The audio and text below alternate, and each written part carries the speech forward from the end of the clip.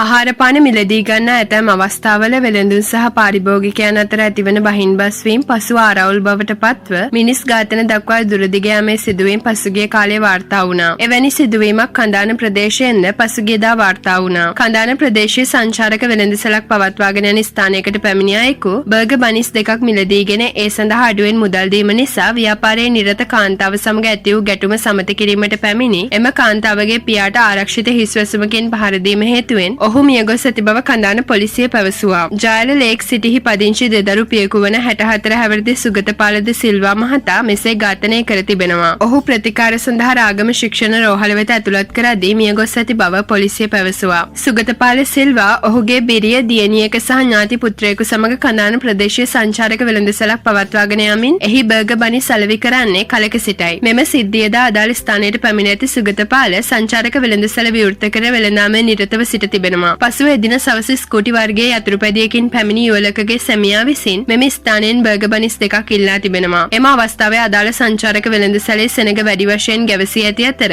මේ නිසා බර්ගර් බනිස් දෙක සාදා දීමට ප්‍රමාද වී ඇති බව එහිදී හෙළි වුණා. බර්ගර් බනිස් දෙකක් සඳහා රුපියල් 520ක මුදලක් මෙහි අය කරයි. එම ස්ථානයට පැමිණි අදාළ පාරිභෝගිකයා මේ සඳහා රුපියල් 500ක නෝට්ටු දෙකක් එම ව්‍යාපාරික කාන්තාවට ලබා දී තිබෙනවා. එහිදී එම ව්‍යාපාරික කාන්තාව පාරිභෝගිකයාගෙන් රුපියල් 500ක නෝට්ටුවක් අය කර ඉතිරි රුපියල් 500ක නෝට්ටුව ඔහුට නැවත අපසු ලබා දී හිග මුදල වන රුපියල් 20ක මුදල පසුව ලබා දෙන බව පවසා තිබෙනවා. මද වේලාවකට පසුව බර්ගර් බනිස් දෙක පාරිභෝගිකයාට ලබා දුන් ව්‍යාපාරික කාන්තාව පසුව ඉතිරි විය යුතු රුපියල් 20 ඉල්ලා සිට ඇති අතර පාරිභෝගිකයා Taman ඒ ඇයට දුන් බවට පවසා ඒ සම්බන්ධව ඇය සමග බහින්බස් වී තිබෙනවා. පසුව මේ පාරිභෝගිකයා සංචාරක වෙළඳසැලේ සිටි කාන්තාවට බැනවැදී ඇති අතර පසුව ඒ ගැටුමක් බවට පත් වී තිබෙනවා. සැකකාර පාරිභෝගිකයා ඔහු අත තිබූ මෝටර් බයිසිකල් ආරක්ෂිත හිස්වැසුමෙන් ව්‍යාපාරික කාන්තාවට පහර දීමට උත්සාහ කළ අවස්ථාවේ ඇගේ පියාවන සුගතපාල සිල්වා එම ගැටුම සමත කිරීමට උත්සාහ කිරීමේදී සැකකරු එම ආරක්ෂිත හිස්වැසුමෙන් සුගතපාලගේ පපුවට පහර දෙකක් එල්ල කර ඇති බව පොලිස් පරීක්ෂණවලදී හෙළි වුණා. පසුව සුගතපාල සිල්වා සිහිමුර්ජා වී ඇති අතර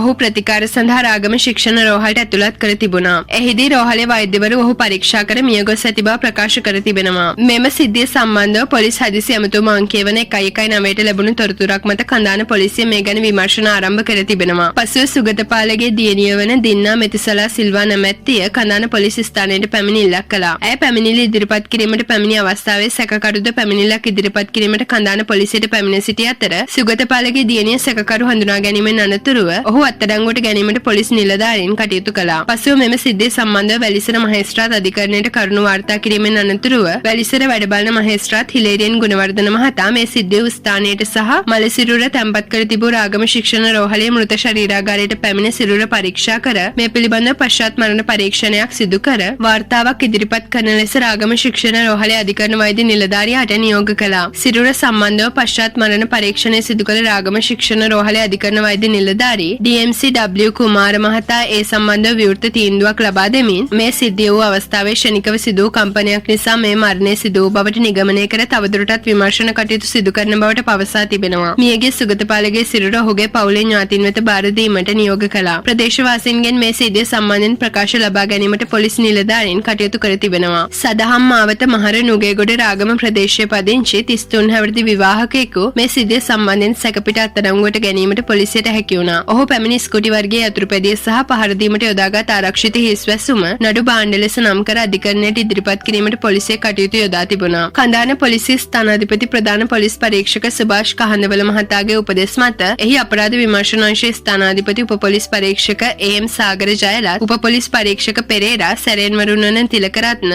අධිකාරී කරුණාතිලක නිරෝෂන් කොස්තාපල් වරුණන ප්‍රියන්ත සලීම් සුදසිංහ ලක්ෂාන් යන නිලධාරීන් මෙම සිද්ධිය සම්බන්ධව වැඩිදුර විමර්ශන කටයුතු සිදු කරයි. ඔයාලා තාමත් අපිව සබ්ස්ක්‍රයිබ් කරලා නැත්නම් පහත බටන් එක ක්ලික් කරලා දැන්ම අපිව සබ්ස්ක්‍රයිබ් කරන්න.